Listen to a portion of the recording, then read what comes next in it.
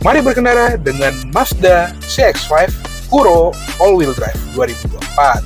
Ya, jadi pada akhir 2023 lalu, PT Eurocars Mazda Indonesia memberikan improvement lagi di Mazda CX-5 mereka. Jadi di tahun 2024 ini, Mazda CX-5 sekarang memiliki dua varian yang sebetulnya masih sama seperti awal-awal facelift dulu ya. Ada Elite dan ada yang Kuro. Tapi yang kali ini unik ya, karena yang Kuro itu mendapatkan improvement fitur all-wheel drive dan beberapa improvement lain ya. Jadi kita akan mencoba rasa berkendara dari CX-5 all-wheel drive yang akhirnya dijual secara massal di Indonesia ini. Karena sebelumnya Mazda Indonesia tuh pernah menjual CX-5 all-wheel drive, tapi dengan wujud limited edition yang cuma ada sekian unit ya, nggak dijual bebas seperti si Kuro all-wheel drive ini. Dan dia tuh lebih ke anniversary ya, untuk 6 tahun Eurocars Mazda Indonesia beroperasi di Indonesia. Nah, sekarang kita akan coba rasa berkendara dulu nih. Jadi pertama-tama kita akan sedikit bahas soal sejarah singkatnya dari CX-5 generasi kedua ini. Pertama kali diluncurkan di Indonesia pada tahun 2017 dengan kode bodi KF, dan semenjak saat itu ada beberapa improvement ya sepanjang life cycle-nya dia.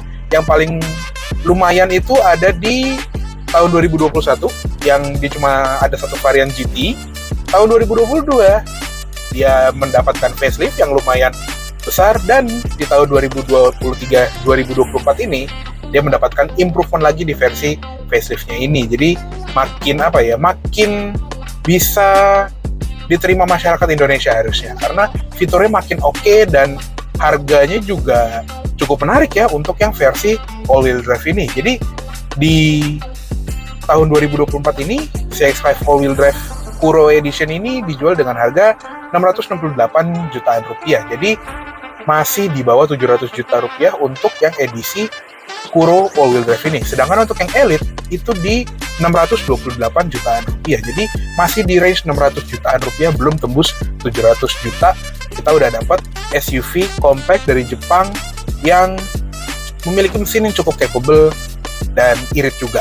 Nah, jadi CX-5 Kuro ini lebih ke penambahan kosmetik aja ya dibandingin yang versi Elite ya. Jadi kalau kita lihat dari luar, dia memiliki black cladding yang warnanya glossy dan velgnya jadi hitam sekarang. Dan dibandingin sama versi yang facelift 2022, kalau kita lihat yang versi Elite itu velgnya sekarang sama dengan yang versi Kuro, tapi bedanya Kuro warnanya hitam aja, dan pernak-pernik di eksterior mobil ini itu juga jadi warna hitam untuk di edisi Kuro. Dan sebetulnya ada sedikit ubahan yang menurut gua agak disayangkan di versi kali ini, yaitu di bagian grillnya. Kalau di versi Kuro 2022 itu kayak ada aksen merah di pojokan kiri, sedangkan yang versi 2023-24 ini dia nggak ada. Jadi agak sayang ya. Sebetulnya itu adalah unique touch dari sebuah Kuro Edition. Beranjak ke samping, di bagian body atau kayak siluet itu masih sama sebetulnya dibandingin versi yang sebelumnya gitu ya. Untuk velgnya juga seperti gue bilang tadi, dia jadi warna hitam dan ukurannya tetap sama ya di 19 inci. Dan untuk yang versi Elite, dia bentuk velgnya sama, cuma dia warna silver. Lanjut ke belakang, di bagian tail lamps, bagian pintu bagasi, itu sih bentuknya masih sama seperti yang versi facelift 2022. Cuma bedanya untuk yang varian Kuro 2024 ini nggak ada emblem Kuro yang designated lagi ya. Dia sekarang cuma simple tulisannya CX-5 AWD. Jadi lebih membanggakan fitur all-wheel drive-nya karena dikasih emblem khusus di bagian belakang. Dan untuk lampu belakangnya juga sama seperti lampu depan ya, dia full LED. Dan yang uniknya adalah di bagian lampu depan dia juga sudah menggunakan LED Adaptive Front Lighting System. Jadi dia bisa membaca mana yang harus disorot, jadi semacam matrix LED gitu. Pindah ke interior, CX-5 ini masih memiliki interior yang sangat familiar dibandingin versi-versi sebelumnya. Jadi dashboard secara overall itu nggak berubah, lebih ke penambahan fitur dan pernak-pernik gitu ya. Yang paling kelihatan untuk di versi 2024 ini adalah fitur Mazda Connect ya. Jadi head unitnya itu udah yang versi 7G seperti Mazda 3, CX-30, CX-60 dan lain-lain. Jadi fiturnya udah lebih canggih dan tampilannya tuh kayak apa ya? Sedikit terlalu modern untuk sebuah CX-5 karena CX-5 yang generasi ini kan sebetulnya masih menggunakan basis teknologi Mazda yang lama yang sixth generation gitu ya. Nah, untuk yang head unit ini itu lebih ke di 7th generation. Jadi lumayan apa ya, kontras gitu modelnya yang lama tapi head unitnya baru. Enaknya adalah di fitur ini tuh kita nggak perlu kayak apa ya, iri sama Mazda yang 7G karena dengan CX-5 aja kita udah dapat fitur yang cukup sama gitu dengan yang si Mazda 3, CX-30 dan CX-60 gitu. Dan fiturnya juga lumayan lengkap, sudah ada Apple CarPlay, Android Auto, kamera 360 dan beragam settingan mobilnya tuh udah bisa disetting di bagian sini. Dan kita juga bisa memantau kondisi mesin kita karena CX-5 ini juga sama seperti versi sebelumnya punya fitur cylinder deactivation yang bisa mematikan 2 silindernya ketika lagi jalan santai. Nah, lanjut lagi di bagian instrument cluster juga masih sama seperti yang versi GT ke atas yang tahun 2021, yang di bagian tengahnya itu sebetulnya layar LCD, cuma dia ada ring bulat untuk speedometer analognya. Jadi lumayan lengkap ya, di sebelah kiri ada tachometer, di sebelah kanan ada temperature gauge dan fuel gauge, dan kalau kita mainin MID-nya sih emang kurang begitu lengkap ya, tapi untuk basic information-nya tuh udah lengkap gitu, trip A, trip B, kondisi untuk adaptive cruise control, pengingat servis, sisa jarak tempuh, dan lain-lain. Nah, ngomong-ngomong tentang adaptive cruise control nih, jadi per 2023, yaitu per hadirnya CX-5 yang anniversary, yang all-wheel drive pertama, dia jadi low speed follow. Jadi adaptive cruise control itu bisa kita pakai untuk macet-macetan seperti ini. Jadi nggak perlu mati dia di kecepatan di bawah 30 km per jam seperti Mazda yang dulu gitu. Makanya dari tadi nih, ya udah, gue biarin si mobilnya yang menjaga jarak, ngegas, ngerem sama mobil di depan. Jadi enak banget nih, macet-macetan gini ya tinggal megang setir aja gitu. Kita nggak perlu capek untuk gas rem. Dan kalau kita lihat setirnya juga masih sama dari pertama kali dia keluar ya, bentuknya lumayan sporty sih, tapi udah mulai berasa uzur sih kalau buat gue pribadi. Dan tombolnya juga makin ramai ya, karena ada adaptive cruise control tadi, ada tombol buat ngatur jarak, ada lane keeping assist, ganti track, terus angkat tutup telepon, ada pedal shift juga untuk menaikkan dan menurunkan gigi, dan sudah lengkap dengan auto headlamp, auto wiper. Untuk di bagian AC juga dia tetap dual zone automatic climate control dengan ventilated seat untuk kedua jok depan.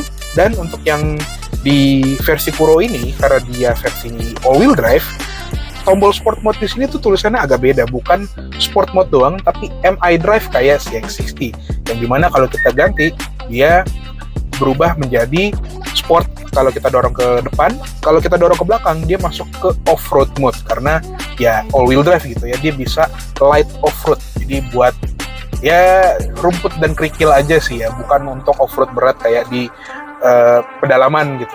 Jadi ya buat ke medan yang licin dikit gitu ya, kayak tempat camping yang agak becek itu masih bisa.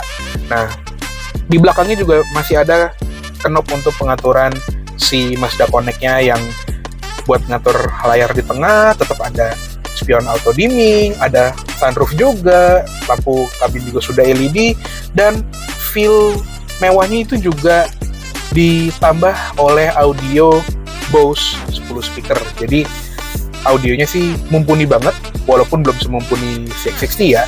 Tapi apa ya, untuk mobil yang udah 7 tahun, audionya sih ini masih sangat enak. Dan dia juga ada heads-up display untuk menampilkan informasi cruise control, navigasi, speedometer. Jadi kita nggak perlu sering-sering lihat di bagian instrument cluster gitu ya. Nah, sekarang waktunya kita mencoba berkendara dengan si X5 Kuro all-wheel drive ini. Jadi di versi yang penggerak semua roda ini rasanya tuh ada kepedean yang bertambah gitu kalau dari gue ya. Jadi gue udah nyoba mobil ini selama 4 hari, dan selama kita nyoba mobil ini itu hampir nggak ketemu cuaca yang kering gitu ya. Contohnya kayak sekarang gini, hujan, dan gue lagi sering nyoba tol Jor 2 yang baru buka, dan itu kan permukaannya mostly beton ya kayak sekarang gini ya. Kayak apa ya, lebih terasa mantep gitu, lebih terasa mencengkram dibandingin yang versi front wheel drive. Agak suges sih emang, cuman kalau udah dicoba langsung beneran berasa gitu kalau ada sesuatu yang terjadi di roda belakang gitu, yang dimana dia punya cengkraman tambahan untuk kita melaju di jalan yang kurang grip seperti jalan tol yang lagi hujan gini. Dan maka dari itu si CX-5 Puro AWD itu sebetulnya lebih ke situasi kayak gini, jalan-jalan yang kurang grip, bukan yang buat medan off-road gitu ya. Jadi lebih menjaga kita supaya tetap mencengkram jalanan di kondisi jalan apapun. Ya itu sih apa ya, mostly tujuan dari all-wheel drive yang ada di SUV monocoque seperti CX-5 Puro AWD ini ya. Makanya sistem AWD-nya itu bukan yang kayak mobil-mobil off-road yang ada transfer case, ada low gear. Dia enggak, dia juga di cuaca yang kering gitu ya, atau di cuaca yang baik, dia sebetulnya front wheel drive kayak CX-5 biasa. Cuma ketika komputer mendeteksi ada slip di bagian roda depan, dia akan ngirim tenaganya ke roda belakang untuk mencegah slipnya itu makin parah. Jadi ya all-wheel drive yang ada di mobil-mobil zaman sekarang kan rata-rata kayak gitu ya. Dia lebih pintar, dan di CX-5 Puro AWD ini pun juga demikian. Dan ada yang bertanya juga pastinya ya, kalau all-wheel drive itu apakah lebih boros? Jawabannya ya, tapi emang wajar karena dengan sistem all-wheel drive ini ya pastinya dia ada apa ya, beban di mesin yang lebih karena dia harus gerakin 4 roda, biasanya kan cuma 2 roda. Makanya konsumsi BBM-nya tuh sedikit lebih boros dibandingin CX-5 yang elite front wheel drive yang pernah kita coba. Jadi untuk di rute tol seperti ini, gue paling besar gitu ya, konsumsi BBM gue paling besar itu di 14,3 km per liter, yang itu sekitar 1 km per liter lebih boros dibandingin yang versi front wheel drive. Sedangkan untuk rute dalam kotanya itu masih bisa di 9 km per liter. Jadi ya untuk sebuah mesin 2500 cc all wheel drive ya, itu sih masih respectable banget, masih reasonable banget. Ya kalau misalnya mau irit ya beli yang front wheel drive juga bisa gitu. Kalian kan ada 2 opsi nih, mau front wheel drive atau all wheel drive. Itu aja sih bedanya. Jadi sistem all wheel drive ini lebih ke mencegah kita kenapa-napa di jalan. Jadi zaman sekarang kan emang apa ya, kita nggak tahu gitu ya, namanya musibah di jalan bisa jadi terjadi gitu ya, apalagi kadang kan banyak orang yang asal gas rem doang gitu. Ya si CX-5 Puro AWD ini juga turut membantu itu loh. Jadi lebih menjaga kita untuk di rute yang kurang bersahabat traksinya. Dan soal handling ya, ini juga berasa lebih mantep gitu. Jadi untuk manuver-manuver di jalan yang basah, berasa gitu kayak mobil itu semacam nurut gitu. Jadi ketika kita belok, bagian belakang itu kayak ngek, terus ngikutin arah setir kita. Jadi emang apa ya, Jin Baitai itu masih berasa di CX-5 all-wheel drive ini. Makanya yang gue highlight dari tadi itu adalah sistem all-wheel drive ini lebih ke menjaga grip dan juga bisa membantu untuk apa ya, belok gitu. Jadi di rute-rute yang berkelok ini sih harusnya lebih asyik dibandingin yang front wheel drive. Kita nggak ada torque steer, nggak ada apa ya, biasanya kan kalau di mobil FWD yang tenaganya besar kadang agak suka lari-lari gitu ya setirnya. Di jalanan yang berkelok kayak puncak atau apa ya, jalan pegunungan gitu, harusnya sih ini nggak terjadi gitu ya. Tapi mostly untuk di jalan tol, rute dalam kota gini sih, sistem all-wheel drive-nya ngebantu banget untuk kita berkendara agar lebih aman. Tapi dengan segala fitur yang dimiliki oleh CX-5 Puro all-wheel drive ini, masih ada beberapa hal minus ya yang gua perhatiin gitu. Yang pertama adalah dia nggak punya hill descent control. Oke, dia punya off-road mode, tapi dia nggak ngaktifin hill descent control yang dimana kompetitornya yang masih pada front wheel drive itu udah punya kadang. Jadi front wheel drive aja punya HDC, kok ini yang AWD itu nggak punya. Karena kadang sesekali itu bisa ngebantu banget ya. Misalnya kita lagi di turunan yang berlumpur gitu ya, kalau pakai pedal rem tuh kadang agak ngeri gitu ya rasanya. Tapi kalau udah pakai HDC, itu tinggal kita aktifin aja, nanti ABS individual dari masing-masing ban yang akan ngerem mobil ini supaya kita bisa turun ke medan yang lebih stabil gitu, yang lebih landai gitu. Percaya deh, itu kalau kalian udah pernah pakai, itu akan kepake banget. Jadi emang ya, kalau di dalam kota kayak gini nggak akan kepake, tapi kalau kalian lagi belusukan, lagi ke tempat camping gitu, itu kepake banget. Yang kedua adalah yang nggak dimiliki oleh hampir semua Mazda sih jujur ya, adalah fog lamp depan dan belakang, yang dimana penting banget ya untuk di negara kita yang tropis ini. Fog lamp depan kepake kalau misalnya kita lagi di cuaca berkabut seperti di pegunungan. Fog lamp belakang berguna untuk mengurangi orang nyalain hazard di hujan deras. Jadi please, kalau kalian punya fog lamp belakang, pakailah fog lamp belakang itu, karena itu adalah fitur yang sangat berharga sekali kalau mobil kalian punya dari pabrik.